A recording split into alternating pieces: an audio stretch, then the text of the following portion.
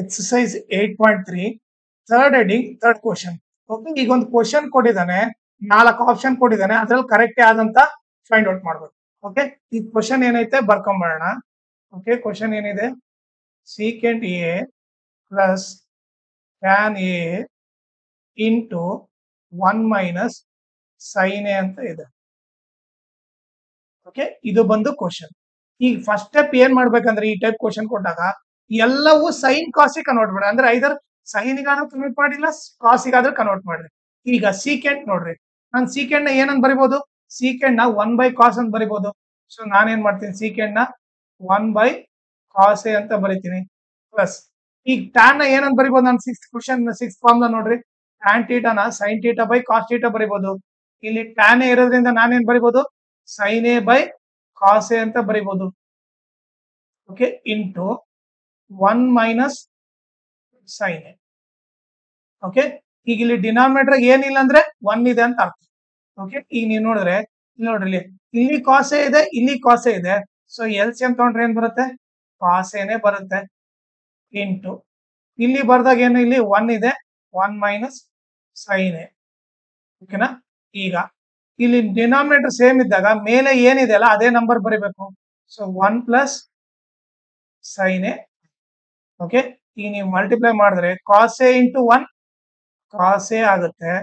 Okay, ಮೇಲೆ ಏನಾಗುತ್ತೆ, 1 plus sine A into 1 minus sine A ಆಗುತ್ತೆ.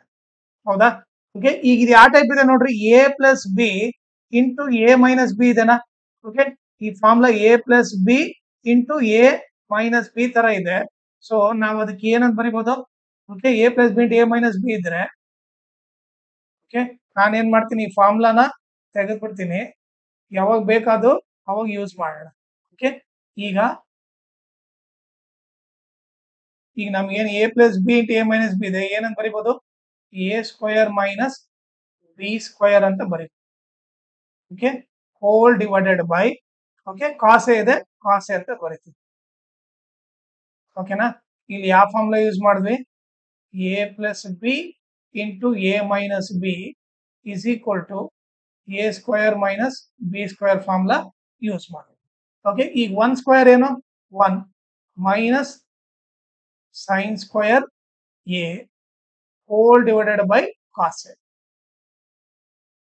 ಓಕೆನಾ, ಈಗ ನಿಮ್ಗೆ ಇನ್ನೊಂದು ಏನ್ ಗೊತ್ತಿರ್ಬೇಕಂದ್ರೆ, 1 ಮೈನಸ್ ಸೈನ್ ಸ್ಕ್ವಯರ್ ಅಂತಂದ್ರೆ 1 ಮೈನಸ್ ಸೈನ್ ಸ್ಕ್ವಯರ್ ಅಂದ್ರೆ ನಥಿಂಗ್ ಬಟ್ ಕಾಸ್ ಸ್ಕ್ವಯರ್ ಅಂತ ಗೊತ್ತಿರ್ಬೇಕು. ಓಕೆ, ಅದು ಯಾವ ತರ ಅಂತ ಹೇಳ್ತೀನಿ. ಓಕೆ, ನಮಗೆ ಏನ್ ಫಾರ್ಮುಲಾ ಗೊತ್ತು, sine square theta plus cos square theta is equal to 1 ಅಂತ ಗೊತ್ತು. ಓಕೆ, ನಾನು ಇವಾಗ ಕಾಸ್ ಸ್ಕ್ವಯರ್ ಒಂದೇ ಲೆಫ್ಟ್ ಸೈಡ್ ಇಟ್ಕೊಂಡ್ರೆ, ಓಕೆ, ಅವಾಗ ಏನಾಗುತ್ತೆ, ಈ ಪ್ಲಸ್ ಸೈನ್ ಸ್ಕ್ವೇರ್ ಹಾಕೊಡೋದ್ರೆ ಮೈನಸ್ ಸೈನ್ ಸ್ಕ್ವೇರ್ ಆಗುತ್ತೆ. ಸೊ ನಾನು 1 ಮೈನಸ್ ಸೈನ್ ಸ್ಕ್ವೇರ್ ಏನಂತ ಬರಿಬಹುದು, ಕಾಸ್ ಸ್ಕ್ವೇರ್ ಥೀಟಾ ಅಂತ ಬರಿಬಹುದು. ಇಲ್ಲಿ 1 ಮೈನಸ್ ಸೈನ್ ಸ್ಕ್ವೇರ್ ಎ ಇರೋದ್ರಿಂದ ನಾನೇನ್ ಬರಿಬಹುದು, ಕಾಸ್ ಸ್ಕ್ವೇರ್ ಎ ಅಂತ ಬರಿಬಹುದು. ಈಗ ಕಾಸ್ ಸ್ಕ್ವೇರ್ ಎ ಅಂದ್ರೆ ನಥಿಂಗ್ ಬಟ್ ಏನು, cos A into cos A. ಹೌದಾ, ಕಾಸ್ ಸ್ಕ್ವೇರ್ ಎ ನ cos A into cos A ಅಂತ ಬರಿಬಹುದು, whole divided by cos A. ಒಂದ್ ಕಾಸ್ ಎ ಒಂದ್ ಕಾಸ್ ಎ ಕ್ಯಾನ್ಸಲ್ ಆಯ್ತು, ಉಳಿದಿದ್ದೇನು, ಕಾಸ್ ಎ ಉಳಿತು. ಸೊ ನಿಮಗೆ ಆಪ್ಷನ್ ಯಾವುದು, ಆಪ್ಷನ್ ಡಿ ಕರೆಕ್ಟ್. ಓಕೆ, ಈಗ ಇದ್ರ ಜೊತೆಗೆ ಇನ್ನೊಂದು ಇಂಪಾರ್ಟೆಂಟ್ ಥಿಂಗ್ ಏನಂತಂದ್ರೆ, ಓಕೆ, ಈ ವಿಡಿಯೋ ಡಿಸ್ಕ್ರಿಪ್ಷನ್ ಅಲ್ಲಿ ನಿಮಗೆ ಇನ್ಸ್ಟಾಗ್ರಾಮ್ ಚಾನಲ್ ಲಿಂಕ್ ಮತ್ತೆ ಟೆಲಿಗ್ರಾಮ್ ಚಾನಲ್ ಲಿಂಕ್ ಹಾಕಿರ್ತೀನಿ.